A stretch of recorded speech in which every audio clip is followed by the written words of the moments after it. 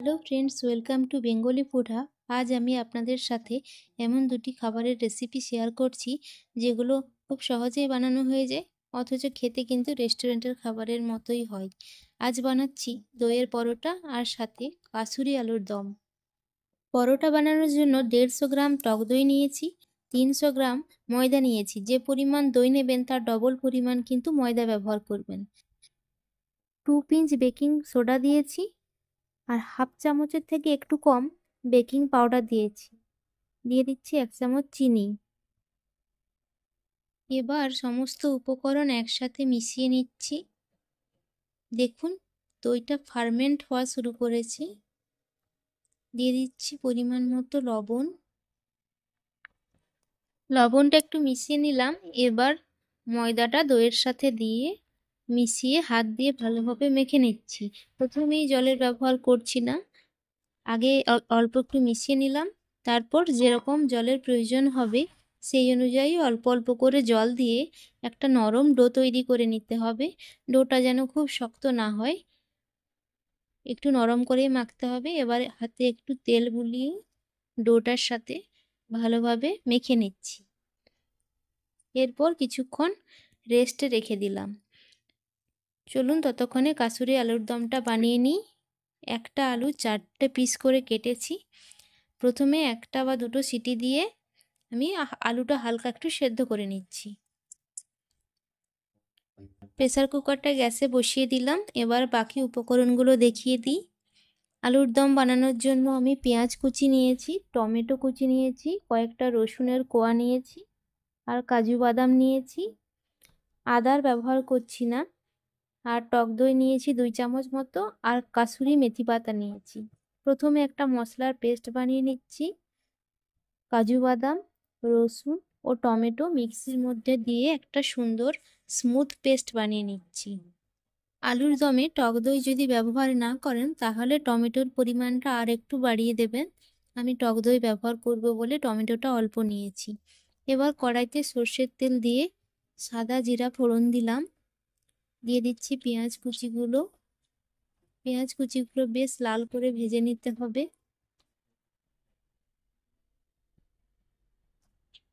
পেঁয়াজ কুচিগুলো বেশ কিছুক্ষণ ধরে ভালো মতো ভেজে নিয়েছি। এবার যে মশলার পেস্টটা আমি বানিয়ে রেখেছি সেই মশলার পেস্টটা এর মধ্যে দিয়ে দিচ্ছি। কিছুক্ষণ একটু মশলার পেস্টটা কষিয়ে নেব।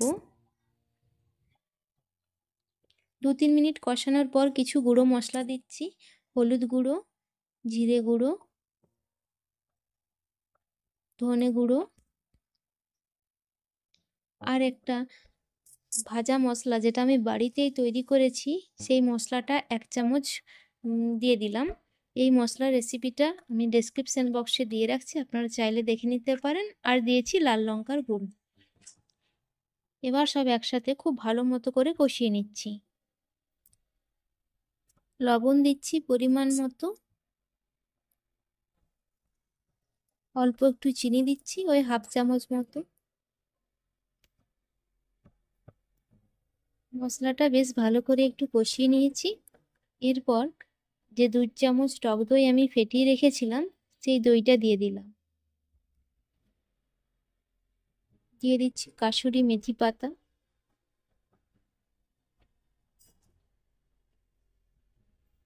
এবার একটু ঢাকা দিয়ে মশলাটা কষিয়ে নেব। মশলার থেকে তেল ছেড়ে এসেছে, বেশ ভালো মতোই মশলাটা একসাথে কষানো হয়ে গেছে।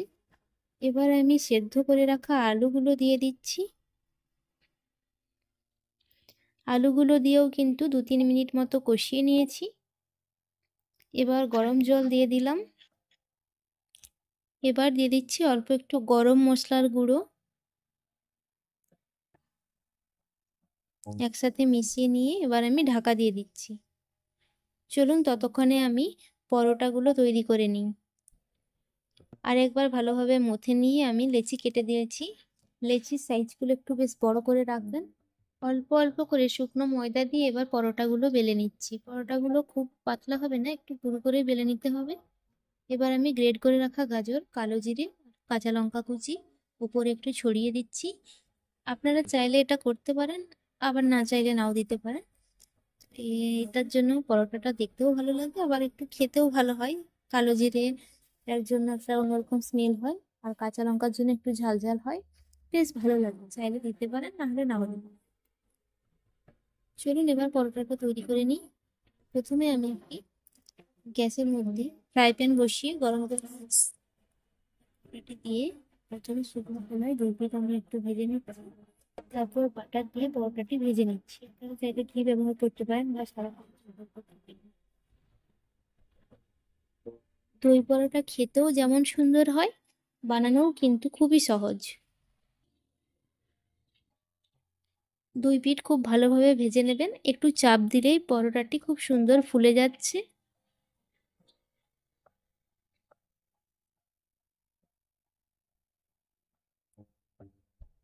একই প্রসেসে আমি বাকি পরোটাগুলোও তৈরি করে নিয়েছি। চলুন, এদিকে আলুর দমটা তৈরি হয়ে গেছে। আপনারা যেই রকম গ্রেভি চান সেই অনুযায়ী নামিয়ে নেবেন। আমি একটু জলটা শুকিয়ে নিয়ে মোটামুটি একটু গ্রেভি রেখেই নামিয়েছি। ঠান্ডা হলে আরও একটু কিন্তু গ্রেভিতে টেনে যায়। রেসিপিটি কেমন লাগলো আপনারা জানাবেন। আপনারা একদিন বাড়িতে এইভাবে তৈরি করুন, আশা করছি আপনাদের খুবই ভালো লাগবে। চ্যানেলটি সাবস্ক্রাইব না করে থাকলে চ্যানেলটি সাবস্ক্রাইব করে নিন আরও নতুন নতুন রেসিপি পাওয়ার জন্য।